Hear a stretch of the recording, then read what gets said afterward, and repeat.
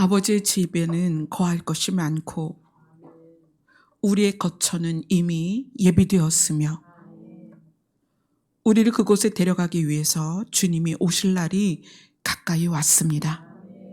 이것이 우리의 가장 기쁜 날이요 소망이며 가장 행복한 날이 될 것을 기대하고 있습니다. 그 모든 과정을 아버지께서 인도하여 주시옵소서. 예수님 이름으로 기도드리옵나이다. 아멘. 가끔 말씀하고 하나님께서 하라고 하신 찬양하고 연결되는 그런 걸 발견할 때마다 혼자 이렇게 소름이 돋고는 해요. 근데 오늘 말씀이 오늘 이 찬양 두 곡을 왜 부르게 하셨는지 아마 말씀을 나누나 보면 여러분들께서도 느끼실 수 있을 것 같아요. 자, 오늘 본문은 시편 107편 마무리입니다. 107편 33절부터 43절까지 한 목소리로 읽도록 하겠습니다. 107편 33절부터 43절입니다. 시작. 여호와께서는 강이 변하여 광야가 되게 하시며 샘이 변하여 마른 땅이 되게 하시며 그 주민의 악으로 말미암아 옥토가 변하여 염전이 되게 하시며 또 광야가 변하여 못이 되게 하시며 마른 땅이 변하여 샘물이 되게 하시고 줄인 자들로 말미암아 거기에 살게 하사 그들이 거주할 성읍을 준비하게 하시고 밭에 파종하며 포도원을 재배하여 풍성한 소출을 거두게 하시며 또 복을 주사 그들이 크게 번성하게 하시고 그의 가축이 감소하지 아니하게 하실지라도 다시 압박과 재난과 우환을 통하여 그들의 수리를 줄이시며 낮추시는도다.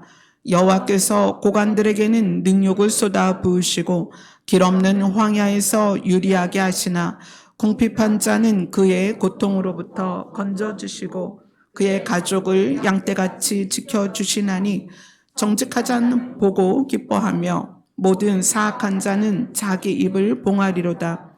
지혜 있는 자들은 이러한 일들을 지켜보고 여호와의 인자하심을 깨달으라. 아멘. 시편 107편은 여러 가지 부분이 반복되는 시입니다. 우리가 여기서 많이 봤던 게 여호와의 인자하심과 인생에게 행하신 기적으로 말미암아 그를 찬송할지로다. 이것이 4번이 반복이 돼요. 그래서 이것이 우리에게 어떤 의미가 있느냐 이걸 한번 보도록 하겠습니다. 이 시편 107편으로 우리가 한 달간 봤는데 다시 한번 쭉 정리를 하고 이 마무리에 대한 해석을 해보도록 할게요. 자, 이 107편에는 이에 그들이라고 하는 반복이 4번이 나와요. 첫 번째 이에 그들이는 107편 6절에 나옵니다. 자, 107편 6절 같이 읽습니다. 시작. 이에 그들이 근심 중에 여호와께 부르짖음에 그들의 고통에서 건지시고, 여기에서 이에 그들이의 그들은 누구냐면 107편 2절에 보면 여호와의 속량을 받은 자들 이렇게 나와요. 여호와께 속량을 받은 자들이라는 것은 하나님께서 죄의 값을 치르셔서 자유케 된 자들입니다. 그러니까 구원받은 자들이죠. 근데 이 구원받은 자들이 이 땅에서 살 때에 평탄하고 평안한 것만이 아니라 이 땅에서 사는 삶이 광야 사막길에서 방황하는 것 같다 이렇게 이야기를 해요. 그래서 그들이 목이 마르고 피곤하여서 근심 중에 여호와께 부르짖을 때 하나님은 그들을 고통에서 건지시는데 바른 길로 인도하사 거주할 성읍에 이르게 하셨습니다. 그러니까 하나님께서 구원받은 자들, 자유케 된 자들, 속량받은 자들을 삶 가운데 고통 가운데 있는 걸 아세요. 그러나 그들이 여호와께 부르짖는 그 과정에서 하나님은 그들을 끝까지 바른 길로 인도하셔서 그들이 그 길을 벗어나지 않고 어디에 도착하도록 그들이 거주할 성읍, 주님이 예비하신 거처, 거기에 도착할 수 있도록 바른 길로 인도해 주십니다. 우리는 고통 때문에 때로는 여호와가 아닌 다른 것에 의지할 수 있습니다. 그러나 우리가 여호와께 부르짖기만 한다면 하나님은 우리를 바른 길로 인도하셔서, 그래서 9절을 같이 읽겠습니다. 107편 9절 시작. 그가 사모하는 영혼에게 만족을 주시며 줄인 영혼에게 좋은 것으로 채워 주심이로다. 이것은 이 땅에 살면서 땅의 영향을 받지만 구원함을 받은, 속량을 받은 자들이 이 땅에서의 갈급을, 이거는 영적인 갈급이죠. 그래서 사모하는 영혼이다 이렇게 표현해요. 이 영적인 갈급, 구원받은 자로서 이 땅에서 채울 수 없는 그 줄인 영혼에게 좋은 것을 채워주시는데, 그 결과가 뭐냐면 바른 길로 인도하사 거주할 성읍, 주님이 우리를 위하여 마련하신 거처로 인도를 하신다는 거죠.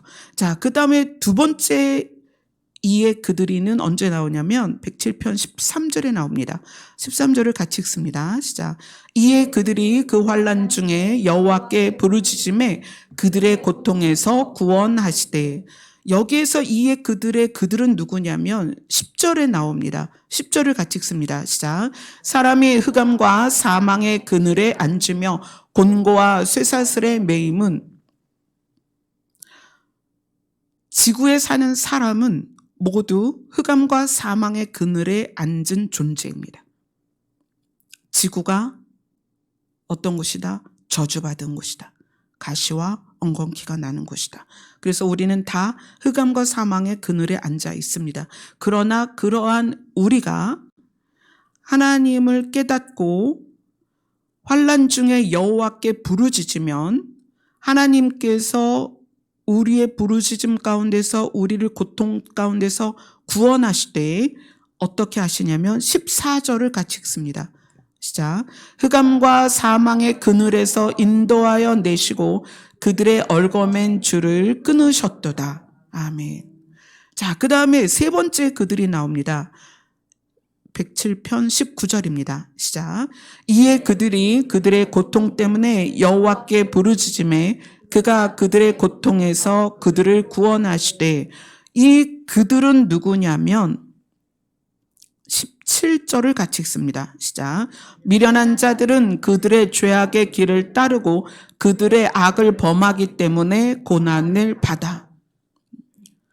죄악의 길을 따라가는 미련한 자들조차도 그 미련한 가운데에서 고통 때문에 여호와께 부르짖으면 하나님은 그들을 그 고통 가운데서 구원하시되, 어떻게 구원하시느냐? 20절을 같이 읽습니다. 20절 시작. 그가 그의 말씀을 보내어 그들을 고치시고 위험한 지경에서 건지시는도다. 이 성경의 말씀을 그들에게 가르치시기도 하시고, 말씀이 되시는 예수 그리스도를 그들의 심령 가운데 보내셔서 그들을 고치셔서 위험한 지경이라는 것은 18절에 보면 그들이 사망의 문에 이르렀을 때, 사망의 문을 통과해버리면 기회가 없잖아요. 그러한 위험한 지경에서 하나님이 건지신다는 거예요. 죄악의 길을 따르는 자들조차도 그들의 고난은 뭐냐면 악을 범하기 때문에 고난을 받는다고 그랬어요. 악을 범하기 때문에 고난을 받는 그들조차도 그들의 고통 때문에 여호와께 부르짖을 때 여호와께서는 진리의 말씀을 그들에게 보내셔서, 그것이 복음을 들음으로 말미암든 또는 예수 그리스도의 영이 그들에게 들어와서 말미암든 그들을 하나님께서 고치시고 건지신다는 거예요. 아멘. 자, 마지막 그들은 어디 있냐면 107편 28절입니다. 시작. 이에 그들이 그들의 고통 때문에 여호와께 부르짖음에 그가 그들의 고통에서 그들을 인도하여 내시고. 이 그들은 누구냐면 배들을 바다 위에 띄어 큰 물에서 일을 하는 자들입니다. 이것은 인생의 바다를 말하는 거예요. 우리 모두는 항해자입니다. 바다에서 둥둥 떠다니며 가야 할 바를 향하여 가고 있지만 풍랑이 일어나고 광풍이 일어나고 바다 물결이 하늘로 솟구쳐서 우리도 하늘로 같이 솟구치고 또 깊은 곳으로 떨어지는 그런 우리, 그래서 어떻다? 영혼이 녹을 정도로, 그 다음에 취한 자 같이 비틀거리는, 또 혼돈 속에 빠진 그런 우리의 삶일 수밖에 없습니다. 그런데 그러한 우리가 그 고통 가운데 여호와께 부르짖으면 하나님은 어떻게 하신다? 30절 같이 읽습니다. 시작. 그들이 평온함으로 말미암아 기뻐하는 중에 여호와께서 그들이 바라는 항구로 인도하시는도다. 아멘.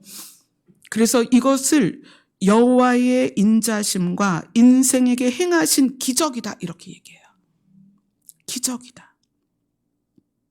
그래서 그것 때문에 여호와를 찬송할지로다, 이렇게 이야기를 합니다. 그래서 이 말씀을 최종적으로 어디서 정리를 할 수가 있냐면 요엘서입니다. 요엘서 2장으로 가겠습니다.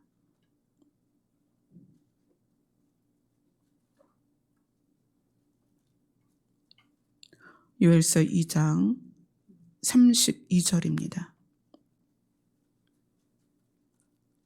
같이 읽습니다. 시작. 누구든지 여호와의 이름을 부르는 자는 구원을 얻으리니 이는 나 여호와의 말대로 시온산과 예루살렘에서 피할 자가 있을 것이며 남은 자 중에 나 여호와의 부름을 받을 자가 있을 것임이니라. 아멘.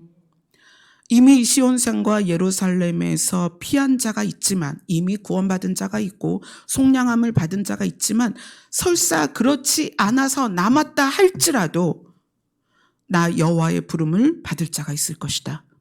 근데 조건이 뭐다?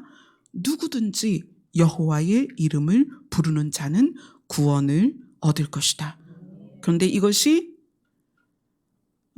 여호와의 이름을 부르는 자의 삶이나 마음의 근거를 두는 것이 아니라 여호와의 인자하심을 근거로 두는 것이다. 아멘. 자, 그것을 요엘서 2장 12절 13절이 설명을 하고 있습니다. 요엘서 2장 12절 13절 같이 읽습니다. 시작. 여호와의 말씀에 너희는 이제라도 금식하고 울며 애통하고 마음을 다하여 내게로 돌아오라 하셨나니 너희는 옷을 찢지 말고 마음을 찢고 너희 하나님 여호와께로 돌아올지어다. 그는 은혜로우시며 자비로우시며 노하기를 더디하시며 이내가 크시사 뜻을 돌이켜 재앙을 내리지 아니하시나니. 아멘. 우리가 여호와의 이름을 부르짖는 그 이전의 삶, 그것이 어떠하든 상관이 없다는 거예요. 우리는 가끔 그런 이야기를 합니다. 나 같은 사람을 하나님이 사랑하실까? 나를 구원하실까? 나를 받아주실까? 또는 그 시각이 타인을 향해서 저런 사람을 하나님이 구원하실까? 저런 사람을 하나님이 사랑하실까? 저런 사람을 하나님께서 예수님의 피값으로 생명을 구원해 주실까? 하지만 여호와의 이름을 부르는 그 순간 이전을 하나님은 기억하지 아니하시고, 왜냐하면 그는 은혜로우시며 자비로우시며 노하기를 더디하시며 인애가 크시사 뜻을 돌이켜 재앙을 내리지 아니하시나니. 아멘. 그렇다면 지금 이 순간부터 이것이 여러분에게 적용된다는 걸 기억하세요. 지금 이 순간 이전에 내가 누구였든지, 내가 어떤 행동을 했든지, 내가 어떤 사람이었든지 상관이 없습니다. 지금 이전에 나를 기억하시는 것이 아니라 고통 가운데 근심하며 여호와의 이름을 부르짖는 그 모습을 보신다는 거예요. 나의 이름을 부르는구나. 그럼 내가 너를 살려줄게. 우리가 장자들에 대한 말씀을 나누면서 그 언약에 대한 부분을 계속 나눴죠. 하나님께서 아브라함에게 하신 언약을 이삭에게, 야곱에게 쭉, 그래서 언약의 하나님, 자기의 약속을 지키시는 하나님. 근데 하나님 입장에서 약속을 지키시는 거는 이해가 가는데 왜 그것을 굳이 약속이라는, 언약이라는 것을 우리에게 행하셨을까? 왜?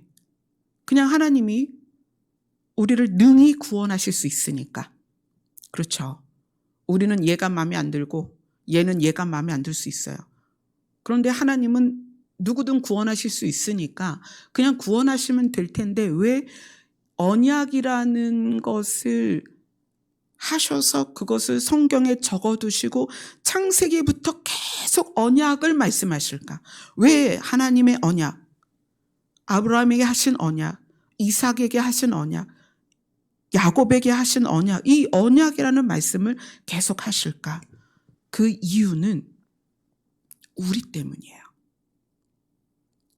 우리가 연약하기 때문에 하나님이 말씀하신 거 뒤돌아서면 잊어버리고, 하나님이 나타내 보여주셔도 뒤돌아서면 잊어버리고, 하나님이 나를 도우셨음에 뒤돌아서면 또 잊어버리고, 늘 불안해하고 걱정하고 근심하고 연약하고 하늘로 솟구쳤다가 깊은 바닷속으로 떨어졌다가 혼돈 속에 그 회오리 속에 들어가서 갈 바를 알지 못하는 우리들에게 하나님이 이것을 드러내시는 거예요. 내가 약속했잖아. 변함이 없는 내가 너희들에게 약속했잖아. 누구든지 나의 이름을 부르는 자는 내가 구원하여 줄 것이다. 반드시. 신이 인간에게 약속을 주시는 이유는 인간의 연약함 때문입니다. 아멘. 그래서 지금 이 순간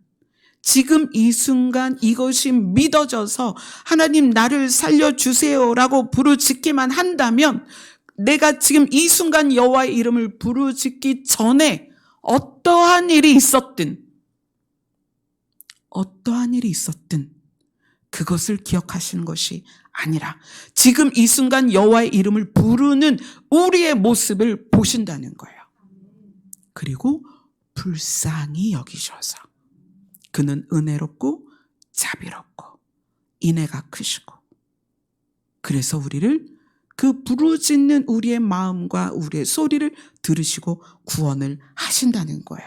그래서 이 요엘서의 말씀을 베드로가 3,000명 회개시키는 그 자리에서 이 요엘서를 인용합니다.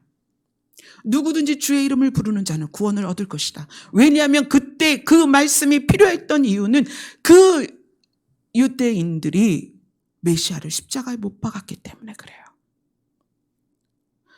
베드로의 설교를 듣던 회중들이 누구였습니까? 메시아를 십자가에 못 박은 유대인들이었습니다. 그래서 베드로는 요엘서의 그 문장을 가져다가 그거를 읽어주는 거예요. 누구든지 주의 이름을 부르는 자는 구원을 얻을 것이다. 너희가 비록 이 바로 전에 메시아를 십자가에 못 박았지만 그러할지라도 너희들이 주의 이름을 부르면 하나님께서 너희를 살려줄 것이다. 아멘. 이것을 바울이 또 그대로 인용합니다. 주의 이름을 부르는 자는 구원을 얻을 것이다. 바울은 이방인들에게 많이 갔기 때문에 그 이방인들에게, 여호와를 하나님을 모른다 하는 그 이방인들에게, 아니다, 너희가 주의 이름을 부르면 너희도 구원을 얻을 것이다. 아멘. 오늘 시편 이 107편은 하나님께서 인생에게 행하신 기적을 이야기하는 놀라운 시편입니다. 이 놀라운 하나님의 기적이 무엇을 근거로 한다? 여호와의 인자심을 근거로 한다. 아멘. 우리가 무엇을 잘해서도 아니요, 우리가 무엇을 하나님께 드려서도 아닙니다. 하나님께서 우리를 구원하시는 이유는 그분의 인자심 때문입니다. 어떻게만 하면? 주의 이름을 부르기만 한다면. 그래서 오늘 읽은 33절부터 42절까지는 뭐의 반복이냐면 이 인생의 고통의 반복이에요. 107편 33절 34절 보면 강이 변하여 광야가 되고 샘이 변하여 마른 땅이 됐어요. 또 옥토가 변하여 염전이 됐어요. 뭐가 되는 거예요? 기근이 온 거죠. 사람이 먹고 살 수가 없죠. 또 그 다음에는 광야가 변하여 못이 되고 마른 땅이 변하여 샘물이 되고 줄인 자들로 거기에 거주할 성읍을 준비하게 하셔서 살게 하시고 밭에 파종하고 포도원을 재배하고 풍성한 소출을 얻게 하시고 복을 주사 그들이 크게 번성하게 하시고 그의 가축이 또 늘어나게 하십니다. 그러다가도 39절을 가보면 39절을 다시 읽겠습니다. 시작.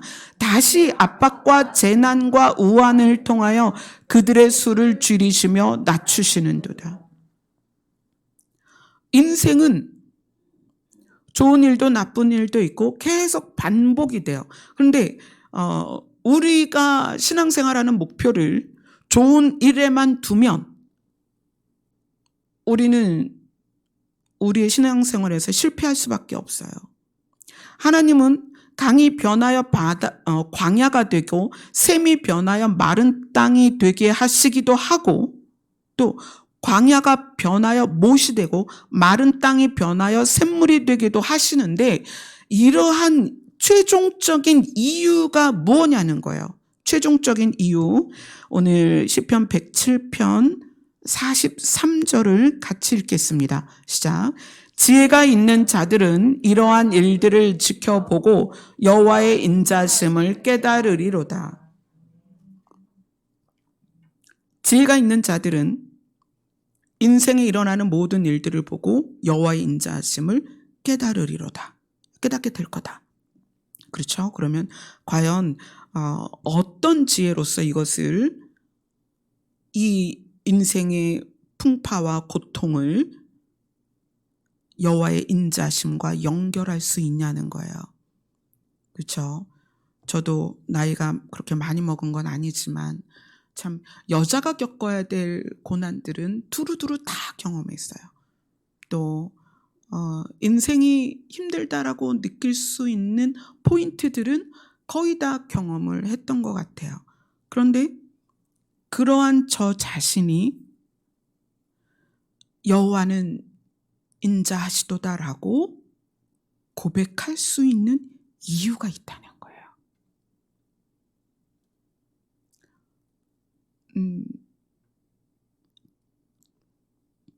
처음에 제가 어렸을 때 열심히 기도를 했던 이유는 외로움 때문이었어요. 너무 어렸을 때 외로워서 하나님밖에는 나를 사랑하지 않는 것 같아서 그래서 기도를 했고 또 어떤 때에는 너무 가난해서 기도를 많이 했어요. 가난이 너무 힘들어서 기도를 했어요. 또 어떤 때는 몸이 너무 아파서 기도를 했어요. 정말 죽을 것 같이 아파서 기도를 했어요. 근데 그 외로움이 결혼을 하니까 결혼해서는 안 외로울 줄 알았는데 결혼해서 겪는 외로움은 더 크더라고요. 그때도 또 외로워서 기도를 했어요. 근데 관계 문제라든지 물질적인 문제라든지 그러다가 또 기도를 하다 보니까 영적인 세계가 열리잖아요. 그래서 그 영적인 세계가 열리니까 그것에 대한 신비와 비밀을 알아가는 것이 너무 좋아서 또 열심히 기도를 했어요. 그런데 그 어떤 것도 우리의 신앙의 목표가 아니고 기도의 결과가 아니더라는 거예요. 그래서 오늘 지혜 있는 자들이 이 땅의 삶을 살아가며 모든 일들을 경험하지만 이것을 여호와의 인자심과 연결할 수 있는 연결고리를 여러분이 발견하셔야 되는 거예요. 아멘. 봅시다. 고린도전서로 갑니다.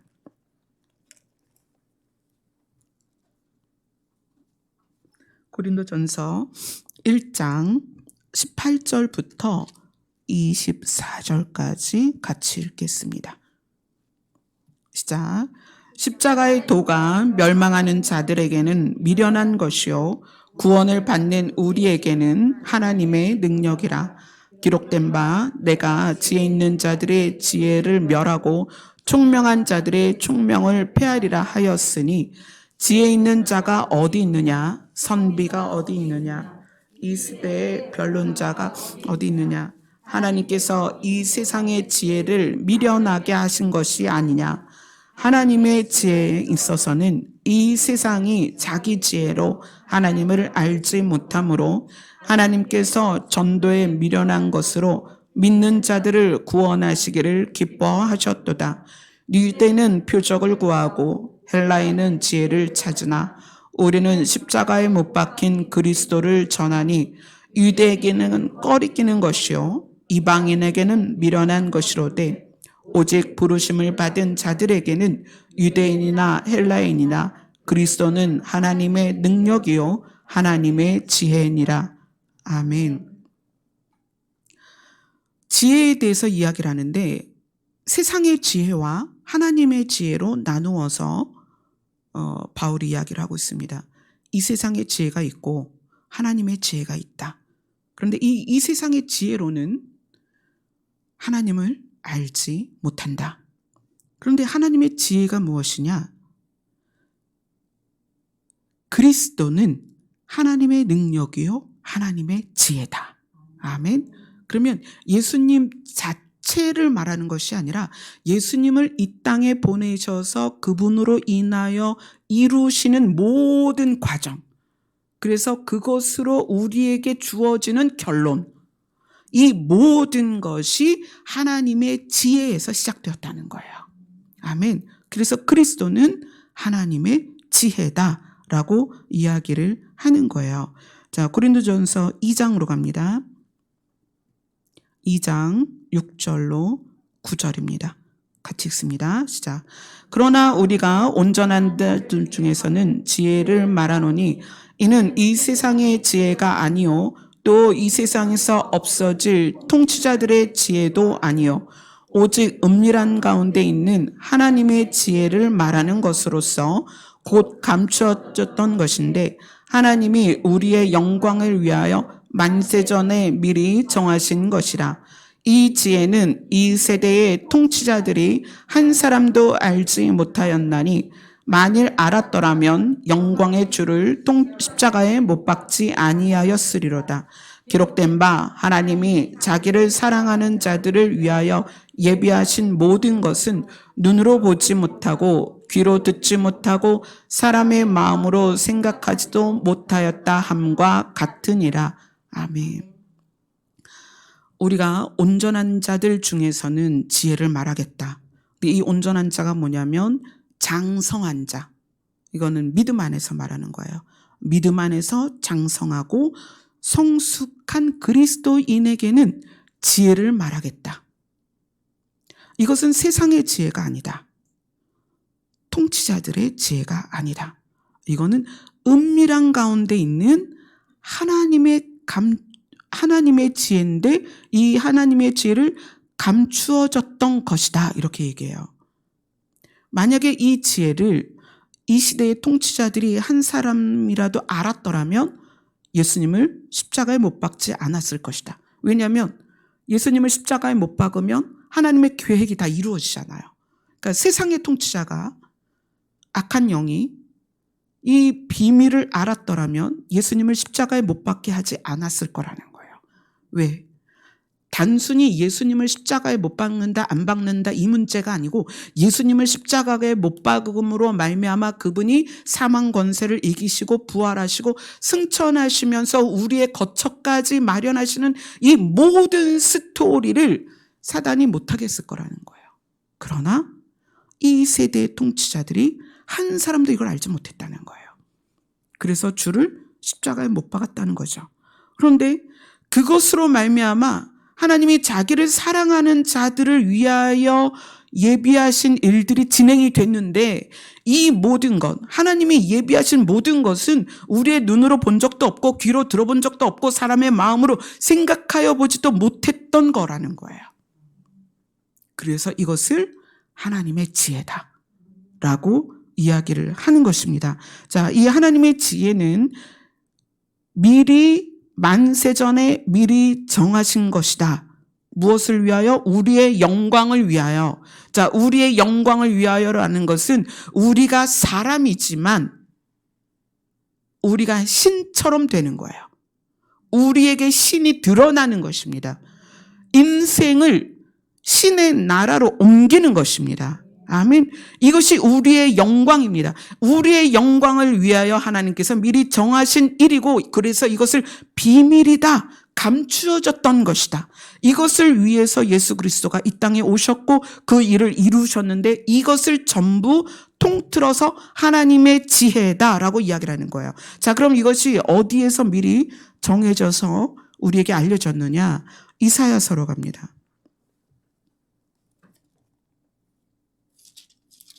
이사야서 64장 4절을 읽겠습니다.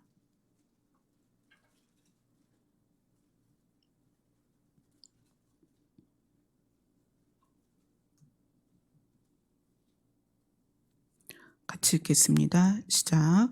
주 외에는 자기를 앙망하는 자를 위하여 이런 일을 행하신 들은 자도 없고 귀로 들은 자도 없고 눈으로 본 자도 없었나이다. 아멘.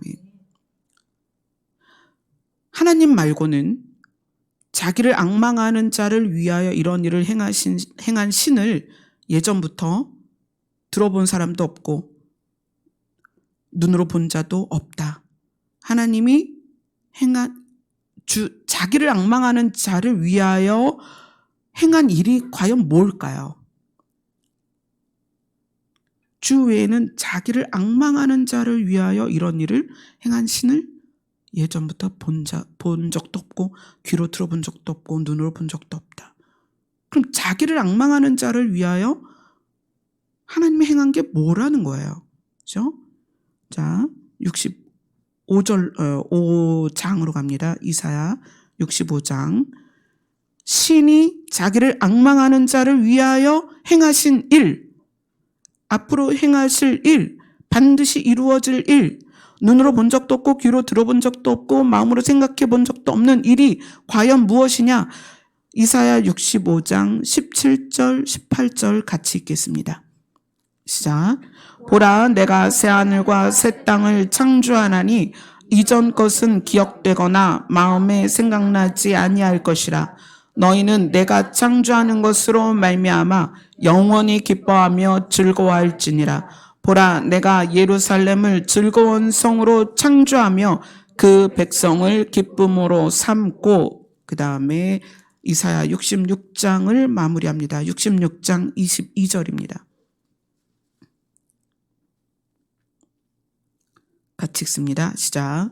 내가 지을 새하늘과 새 땅이 내 앞에 항상 있는 것 같이 너희 자손과 너희 이름이 항상 있으리라. 여호와의 말이니라. 아멘. 오늘 시편 107편은 어디까지 가야만 이해가 완성이 되냐면, 지혜 있는 자들은 우리가 가야 할 새하늘과 새 땅까지 깨달은 자들입니다. 우리가 가야 할 새하늘과 새 땅을 준비하신 여호와의 그 섬세한 우리를 향한 사랑, 인생에 행하신 기적, 그것을 깨달은 자는 이 땅에서 어떠한 일이 있든지 그것을 여호와의 인자하심과 연결시킬 수 있다는 거예요. 때로 육신으로 고통이 올 때, 물질로 어려움이 올 때, 관계로 힘든 상황이 될 때, 또 마음이 좌절될 때, 슬픔이 밀려올 때, 낙심될 때, 갈 바를 알지 못하고 두 다리가 휘청거릴 때조차도 이 땅에서는 그럴 수 있다는 거예요. 그러나 우리가 여호와의 이름을 부르는 자로서 살아있기만 하다면 하나님은 우리를 반드시 하나님이 준비하신 새하늘과 새 땅으로 우리를 인도하십니다. 무엇을 근거로? 여호와의 인자하심을 근거로. 아멘. 그래서 우리가 이 땅에서 어떤 상황에 있든지 그 그것을 모면하는 것으로 신앙의 목표를 삼는 것이 아니라 이 지구를 떠나서 신의 세계로 가서 우리에게 영광이 임하는 그 순간을 기억한다는 거예요. 그래서 그것을 예비해 주신 하나님의 인자하심을 기억한다는 거예요. 이 땅에서 일어나는 모든 일들을 지나가며 통과하며 감당하며, 때로는 그것이 십자가일 수 있죠. 너무 무거워서 그 십자가를 질질 끌 수도 있고 너무 무거워서 그 십자가에 깔릴 수도 있어요. 그러나 그 상황에서 좌절하고 돌이켜 하나님을 떠나는 것이 아니라 그 상황에서도 우리에게 새하늘과 새 땅을 예비하신 그 여호와의 놀라운 인생을 향한 기적을 생각하며 여호와의 인자하심을 노래할 수 있다는 거예요. 아멘. 그래서 이 시편 107편은 새하늘과 새 땅까지 이해하는 지혜가 있는 자라야 이 시편 107편을 읽으면서 여호와의 인자하심을 말할 수 있다는 거예요. 아멘. 아멘. 여러분이 살아오면서 경험했던 그 수많은 어려움들 앞으로 또 반복할 수 있습니다. 제가 은혜 가운데 질병이 고침을 받았지만 안면마비도 고침을 받았고 고관절 염증도 고침을 받았어요. 이 고관절은 인공뼈로 이식하지 않으면 불치라고 그 삼성병원에서 진단을 받았지만 하나님께서 고쳐주셨습니다. 양쪽 고관절 다 이식해야 되는데 저는 주님이 다녀가신 이후로 그 이후로는 그것 때문에 약을 먹어본 적이 없어요. 진통제조차 먹어본 적이 없어요. 그러나 그러한 기적을 맛보았다 할지라도 저는 인생이기 때문에 또다시 고통 가운데 들어갈 것이고 또 육신의 질병이 올 것이고 또 어려운 일이 있을 거라는 거예요. 수많은 어려움을 지나왔지만 그 길에서 하나님이 나를 건지셨지만 우리의 인생길은 또 다른 어려움이 있다는 거예요. 그렇잖아요. 지금도 저는 여러분을 대표로 해서 예산에 많은 일들을 진행하고 있습니다. 쉽지 않아요. 정말 어렵고 힘든 일이에요. 개인적으로는 감당하고 싶지 않지만 이것이 하나님의 일이기 때문에 또 감당해야 된다고 하시기 때문에 그 길을 감당하고 가는 거예요. 그러나 그럼에도 불구하고 여호와의 인자하심을 노래할 수밖에 없는 것은 그분이 새 하늘과 새 땅을, 새 예루살렘 성을 우리를 위하여 예비하셨다는 거예요. 우리가 눈으로 본 적도 없고 귀로 들어본 적도 없고 마음으로 생각해 본 적도 없는 기이한 일을, 비밀스러운 일을 하나님이 이미 이루셨다는 거예요. 그래서 주의 이름을 부르는 우리에게 그것을 주시겠다고 약속을 하셨다는 거예요. 언제부터? 창세기부터 약속을 하셨다는 거예요. 그 창세기부터 약속하신 그것이 요한계시록에 이르기까지 지금 여기서 예배를 드리는 우리 모두에게 그 약속을 적용시켜 주신다는 거예요. 아멘. 그래서 우리가 이 땅에서 어떤 상황에서도 우리는 여호와의 인자하심을 노래할 수 있다는 거예요. 아멘. 그래서 지혜 있는 자들은 누구냐? 하나님이 우리를 근거로 하지 않고 하나님의 성품을 근거로 새하늘과 새 땅을 만들어서 우리를 이주시키려 하는, 장소적으로 이동시키려 하는 그 하나님의 인생을 향한 기적을 깨달은 자가 진짜 지혜로운 자입니다. 아멘. 우리 여기 있는 분들은 또 함께 예배를 드리는 모든 분들은 지혜 있는 자들입니다. 그래서 우리가 어떤 상황에서도 여호와의 인자하심을 노래할 수가 있는 거예요. 아멘.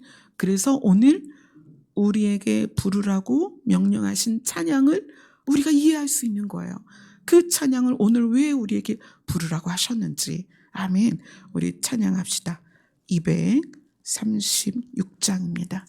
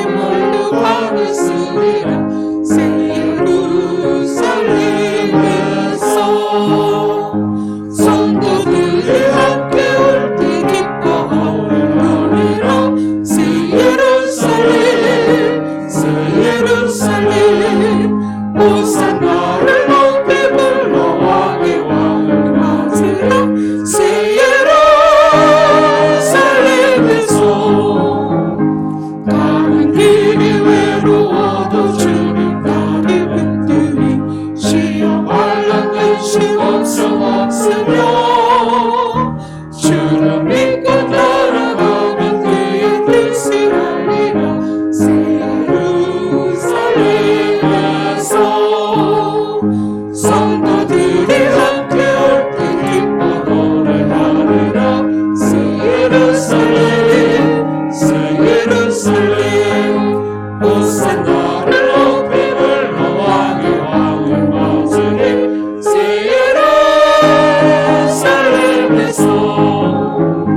내가 세상 작별하고 모든 눈물 거두며 주의 영광 찬란하게 비칠 때 나를 구속하신 주를 기쁨으로 배우리.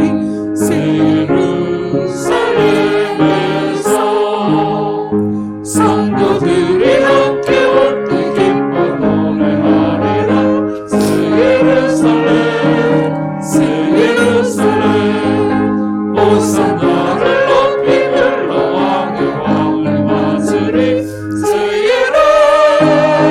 예루살렘에서 아름다운 그곳에서 구속받은 성도와 사랑하는 주님 만나 배울 때 주의 영광 노래하며 영원토록 살리라. 새 예루살렘에서 성도들이 함께 올 때 기뻐 노래하리라. 새 예루살렘 새 예루살렘 호산나를 높이 불러 왕의 왕을 맞으리. 새 예루살렘에서 아멘. 그곳에서 하나님이 마련하신 예수님이 마련하신 우리가 거할 그 거처에서 먼저 간 사랑하는 가족들, 우리 믿음의 선조들, 우리 믿음의 조상들, 또 여러분 가족 안에 주의 이름으로 함께 찬양하다가 먼저 간 가족들을 그곳에서 함께 만나게 될 것입니다. 또 저는 한 번도 뵌 적이 없지만 인터넷을 통해서 함께 예배 드리는, 얼굴도 모르고 이름도 모르지만 함께 이 길을 가고 있는 우리 산마 성도님들도 그 새 예루살렘에서 함께 만나게 될 것입니다. 아멘. 그래서 인생에게 행하신 이 기적 때문에 우리는 이 땅에서 고난 가운데 있고 고통 가운데 있지만 우리는 하나님의 인자하심을 노래할 수밖에 없습니다. 아멘. 주님, 우리가 그 날을 소망하며 이 세상에서의 모든 과정을 이길 수 있도록 하나님 도우시고 인도하여 주시옵소서. 하나님이 우리를 향하여 베푸신 그 하나님의 지혜를 우리가 늘 깨닫고 그 하나님의 지혜를 받은 자로서 살아가게 하여 주옵소서. 우리 한 시간 동안 기도하도록 하겠습니다. 기도하겠습니다.